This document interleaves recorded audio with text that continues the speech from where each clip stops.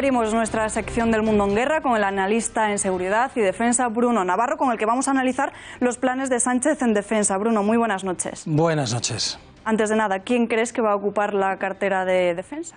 Bueno, a lo mejor se está publicando en estos momentos porque estamos con el goteo toda esta tarde de ministros, así que es posible que a la vez que estamos hablando se sepa ya el nombre. Hay uno que es bastante improbable, aunque era el que primero se empezó a hablar por todas partes cuando se barajaba la posibilidad de un gobierno mixto socialista y podemita, cuando se ha caído pues ya el ex jefe de Estado Mayor de la Defensa, Julio Rodríguez.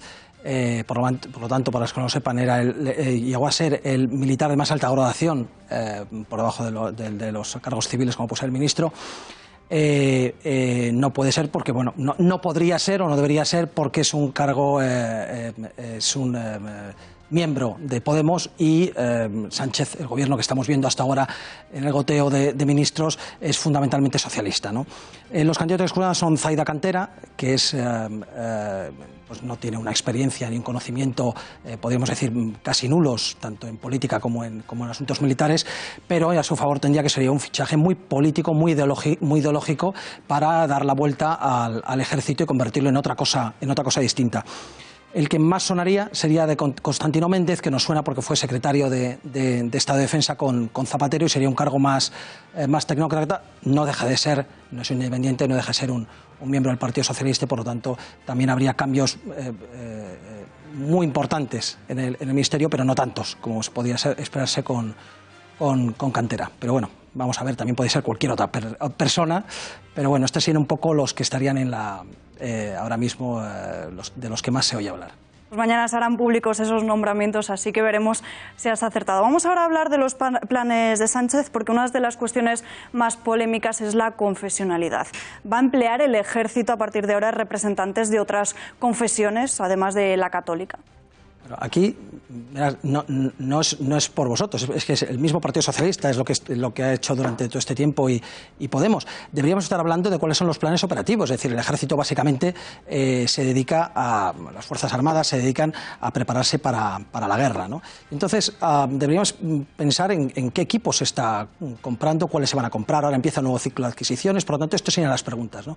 ¿Cómo se va a dotar a nuestros ejércitos de mayor letalidad y a la vez de una mayor protección para nuestros soldados cuando combatan, Dios no lo quiera, en España o en el exterior, como lo están haciendo en estos momentos, ¿no? Y también se debería hablar de sus mejoras, de las mejoras de vida de los soldados, que pasan primeramente por la más importante, que es el sueldo, ¿no? Se ha hablado ahora recientemente se ha conseguido recientemente una pseudo equiparación de sueldos entre la Policía Nacional, Guardia Civil con las policías autonómicas, pero nadie está sacando ahora lo más importante, que sería, en este caso para defensa, que sería la equiparación de sueldos con nuestros militares, ¿no? Por lo tanto, al final nos vemos obligados a hablar de las cuestiones ideológicas, que no son prácticas operativas ni propias del Ministerio, sino de ideológicas, ¿no? Empezando por lo que decías, la confesionalidad no es tanto el problema de lo que mencionas de si va a haber o no imanes para los soldados musulmanes.